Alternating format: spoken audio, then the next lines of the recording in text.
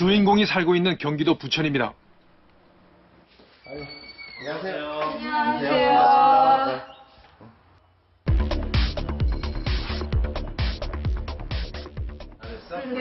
올해 고등학교 1학년인 김혜지 양은 경기도에 위치한 특수목적 고등학교 1학년 영어과 전교 1등입니다. 네, 그게 성적표 있죠? 네. 성적표 좀 잠깐 보여주세요.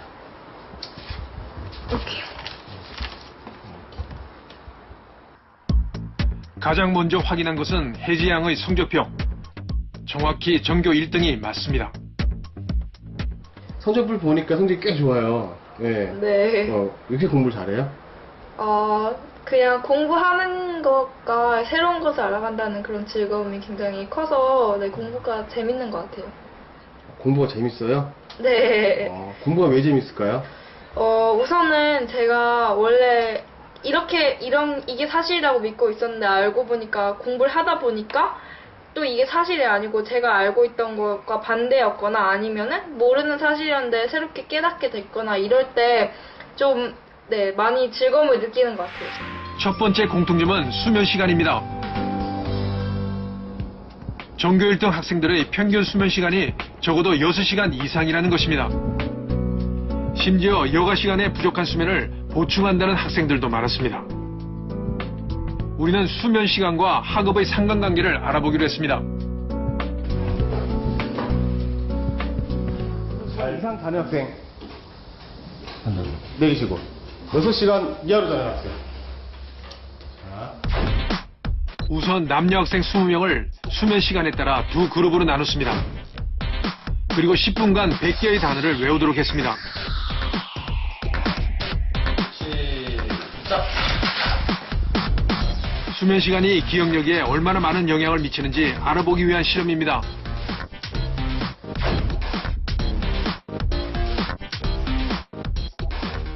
오, 4, 3, 2, 1, 그만. 10분이 지났습니다. 20명의 학생들이 저마다 조금 전 외웠던 단어를 떠올리며 답안지를 써내려갑니다.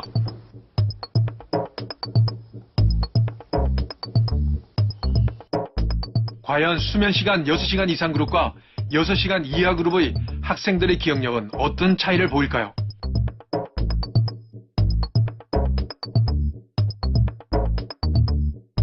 여섯 시간 이상 잔 그룹은 단어 100개 중 평균 33개를 외웠고 6시간 이하인 그룹에 비해 평균 5개 이상을 더 외웠습니다. 베이직한 수면 시간은 최소 6시간 이상은 돼야 된다는 걸로 보고 있고요.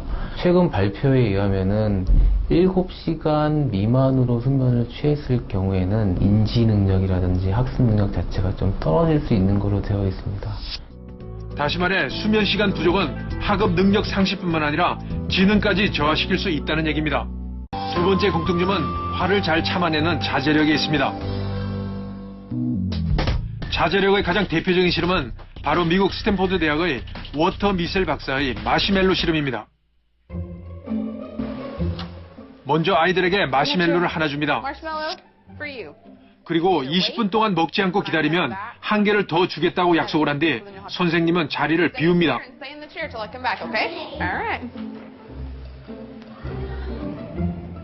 과연 아이들은 달콤한 마시멜로의 유혹 앞에서 어떤 반응을 보일까요?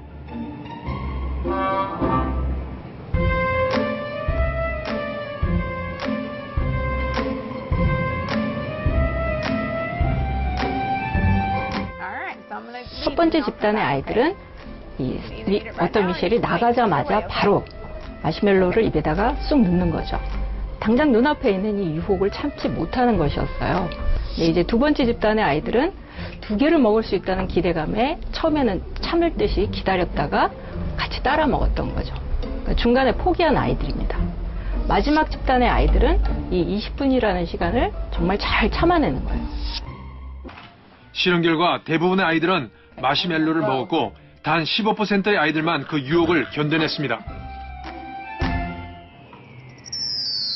첫 번째, 두 번째 집단 아이들과 마지막에 잘 참아낸 집단의 아이들을 점수를 비교해 보니까 언어하고 수리 영역에서 총점이 이제 미국 수학 능력 시험인 SAT 점수에서 210점이나 차이가 났다는 거죠.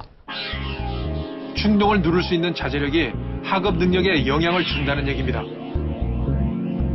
그렇다면 특목고 전교 1등 학생들의 자제력은 어느 정도일까요? 먼저 특목고 전교 1등 학생들에게 만족을 지연시킬 수 있는 능력인 자제력 테스트를 해봤습니다. 그리고 일반 고등학교 학생들에게도 같은 테스트를 실시했습니다. 테스트 결과 특목고 전교 1등 학생들이 일반 고등학교 학생에 비해 만족 지연 능력, 즉 자제력이 월등히 높은 것으로 나타났습니다. 그건 바로 수업을 받는 교실의 자리입니다. 우리는 교실 앉는 자리에 숨겨진 비밀을 밝히기 위해 학교로 향했습니다. 사전에 학교의 협조를 얻어 학생들이 앉는 자리를 살펴보기로 했습니다.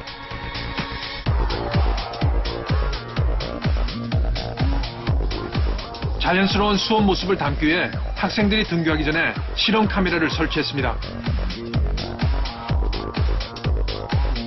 앉는 자리는 사전 협의를 통해 학생 자율에 맡겼습니다.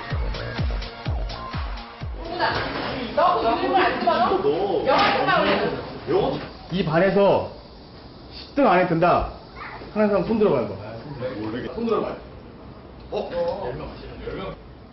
10등 안에 든 학생들은 앞에서 한두 줄 사이에 대부분 앉아 있습니다.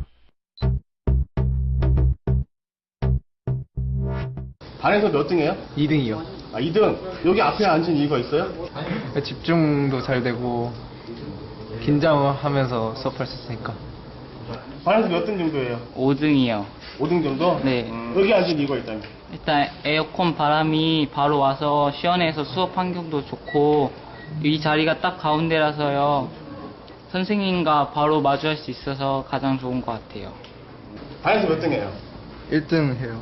1등? 네. 뒤쪽에 앉거나 사이드에 앉으면 뭐 달라요? 아, 그러면 선생님하고 거리가 멀어지잖아요. 그러면 그냥 심리적으로 공부하고 싶은 마음이 좀 떨어져요. 그리고 칠판도 잘 안 보이고. 그렇다면 성적 하위권 학생들은 어디에 앉을까요? 역시 교실 뒤쪽입니다. 반에서 몇 등이에요? 거의 꼴등 쪽이요. 꼴등 쪽이요? 네. 아, 뒤에 앉은 이유가 있어요? 뒤가 좀 편하고, 그럼 좀 공부하기 싫을 땐 잠도 잘 수 있고. 네, 좀 앞은 좀 부담돼가지고 선생님하고 바로 앞에 있으니까 그 뒤에 앉았어요. 그랬어요? 네. 교실의 앞줄과 뒷줄, 어떤 차이가 성적에 영향을 주는 것일까요? 학생들의 수업 모습을 지켜봤습니다. 수업이 시작되고 얼마 후 뒷줄 학생들이 앞에 친구들에게 장난을 칩니다. 장난치느라 수업은 뒷전입니다.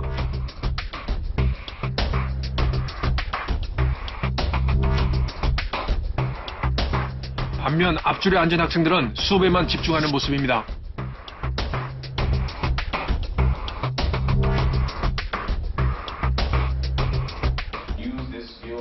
수업이 중반으로 넘어가자 학생들이 하나둘 졸음을 참지 못하고 교실 뒤로 와 섭니다. 심지어 뒤쪽에 나와서까지 졸고 있습니다. 또 다른 수업이 시작됩니다. 수업 시작 얼마 후 조는 학생들이 나옵니다. 뒤쪽에 앉은 성적 하위권 학생들은 역시나 장난 삼매경입니다. 마지막으로 하나는 더 한번 집중해서 끊어 있는 거 그럼 너네들 앞에 한번 봐봐 볼 수 있다고? 수업이 중반으로 넘어가자 조는 학생이 점차 늘어나 수업 시간이 아닌 취침 시간 같아 보입니다. 마치 앞줄 중앙에 앉은 학생들만 수업을 받는 모습입니다.